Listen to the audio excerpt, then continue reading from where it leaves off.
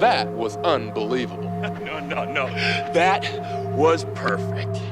I knew Curt for over 30 years, and I can honestly say I never met anyone who did not like Curt Hennig. He loved to hunt. He loved to fish. He loved to play basketball. He loved to golf. He was the best at everything that he did.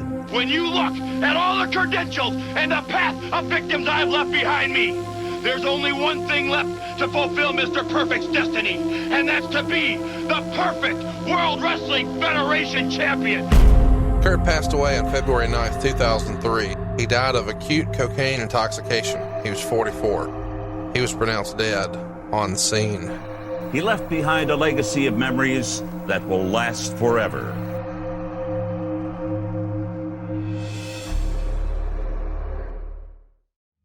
On 10th February 2003, Curt Hennig was scheduled to wrestle at the Florida State Fair, part of his ongoing campaign to return to the top of the wrestling world. Sadly, that match never happened, and it was the end of the road for one of wrestling's most adored individuals. At 10 p.m. that day, a hotel housekeeper discovered Hennig's body in his room, leading fans, friends, and family to wonder what had robbed the world of a beloved individual at the age of 44. An autopsy would reveal the cause of death as acute cocaine intoxication. However, Curt's father was convinced there was more to his son's death than met the eye, and he chose to look into the matter, hoping to find closure. Was there more to Curt Hennig's death than the seemingly endless cycle of personal demons cutting wrestlers' lives short?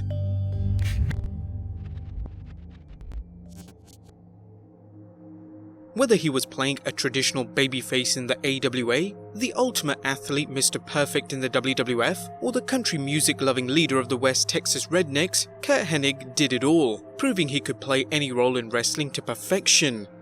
Beloved by his peers and equally respected for his in-ring abilities, his career was seemingly cut short due to a devastating back injury, not once, but twice.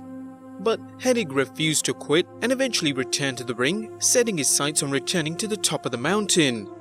Sadly, his drive to succeed may have played a role in his death, leaving fans wondering how things might have ended up had he lived.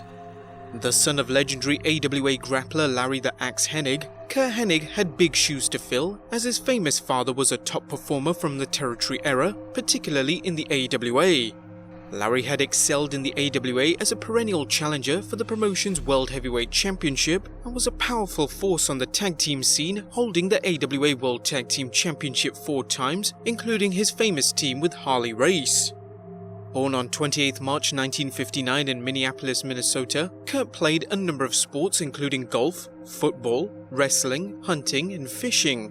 While the future Mr. Perfect wrestled in high school and junior college, professional wrestling didn't seem a priority. His father recalled, he had to get himself into a situation physically and mentally in order to do that, and then go out and pay the price. When he did decide to pursue professional wrestling, Hennig proved a natural, graduating from Vern Gagne's legendarily grueling training camp and entering the squared circle. After rounding out his wrestling skills as an undercard performer in the AWA, the Pacific Northwest Territory and the WWF, he returned to the AWA where he won the promotion's World Tag Team Championship alongside Big Scott Hall. Hall would later recall how Hennig helped him develop as a wrestler. "We were very close," said Hall. "When I got my first national break and started working with the AWA, they liked me as a babyface. I had a look they liked, but I was really inexperienced. The business was changing then. It was more about television, more about merchandise, and kids were more of the targeted audience. So even the guy with the beer guts smoking cigars was the better worker. The little kids wanted to see the muscle guy beat the old guys. I had the look they liked, but I was inexperienced. At that time, there was no guaranteed money, and Curt was a babyface and I was a babyface. So technically, we were competing for the same job as top babyface. But Curt was so unselfish that he didn't care. He talked to me on the way to the show and on the way back from the show, and told me what to do and what not to do. He'd start the matches, wrestle, and I'd come in and beat the guys up. He sells, tags me in, and I'd pin them. Everything was catered to me by Curt. The AWA tag titles was just the beginning of Hennig's climb to the top of the mountain. After turning heel, he defeated AWA mainstay Nick Bockwinkel for the AWA World Heavyweight Championship. Although the AWA was rapidly fading from the national scene, Hennig's reign was one of the few highlights left in Vern Gagne's once prestigious promotion. Soon Hennig caught the WWF's eye and he was invited to work for them. Hennig turned down a second run with the AWA Championship, recognizing that the WWF was the place to be.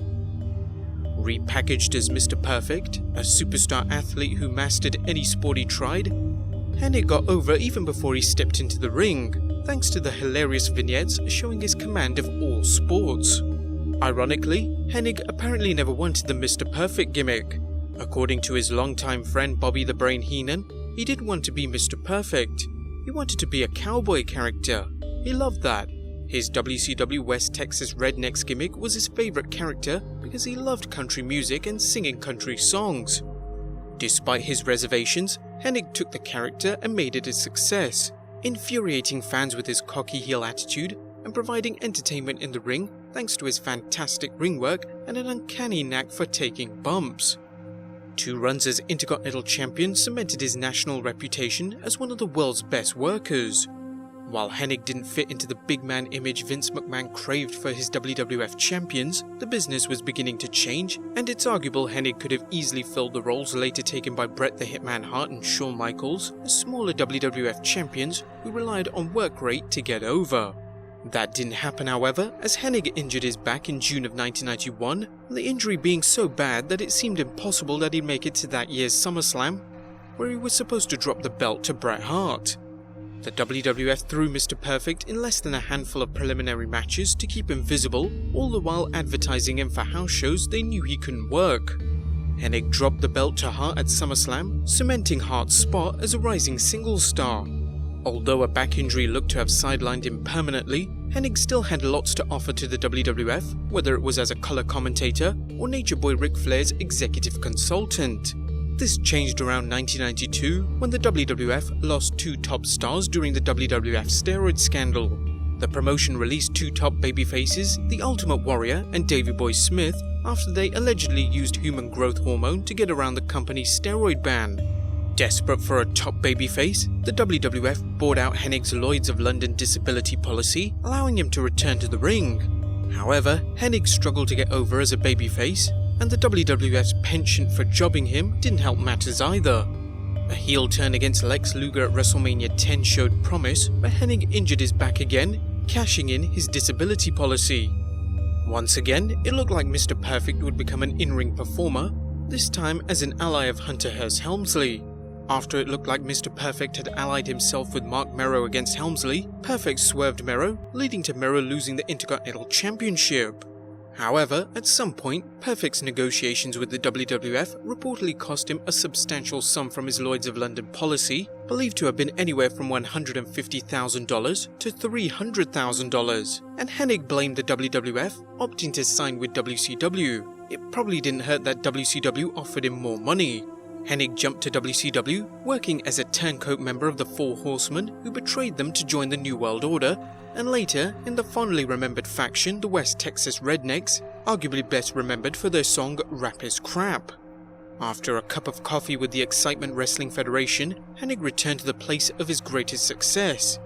Hennig's surprise appearance at the 2002 Royal Rumble was so well received that the WWE hired him, with Perfect helping to put over younger talent.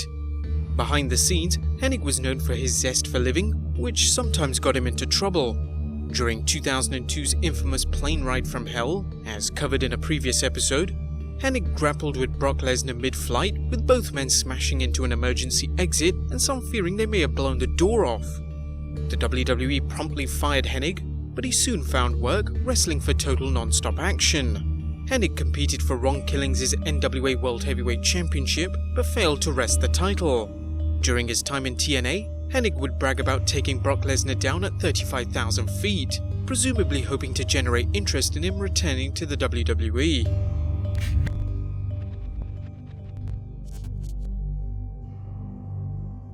Recently, Behind the Titantron looked at the final days of Ravishing Rick Rude, a wrestler whose life paralleled Curt Hennig's in many ways. Both men attended Robbinsdale High School, the home of many future wrestlers.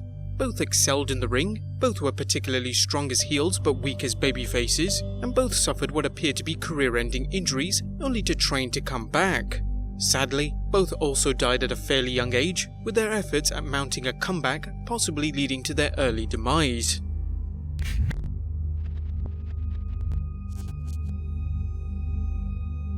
Although Curt Hennig's glory days were behind him, he still had much to offer in the ring, and short of another back injury, he could have wrestled several years more.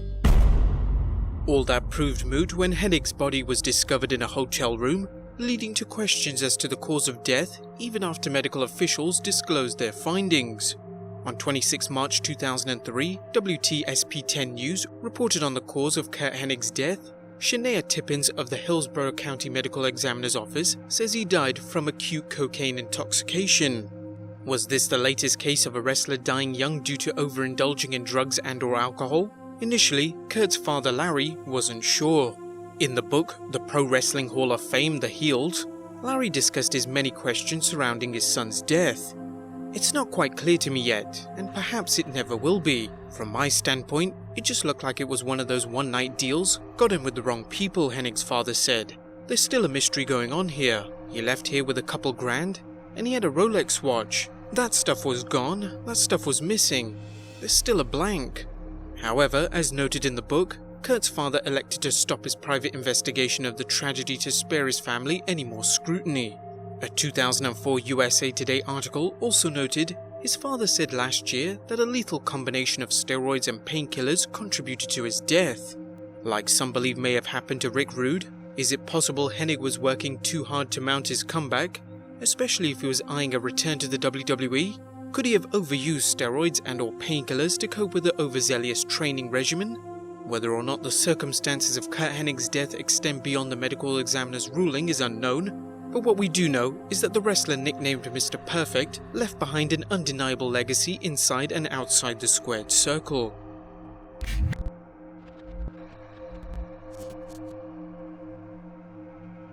Wrestling's man for all seasons, Curt Hennig's accomplishments in the ring saw him inducted into the WWE Hall of Fame and the George Tragus/Luther's Professional Wrestling Hall of Fame in 2007. Hennig's legacy in the ring is still talked about today by those who worked with him. Bret Hart once said wrestling Hennig was like having the night off. The Hitman also praised him further, saying, "Curt Hennig was one of the greatest athletes to ever put on a pair of wrestling boots," said Hart, who wrestled Hennig in one of the greatest matches of all time at 1991 SummerSlam.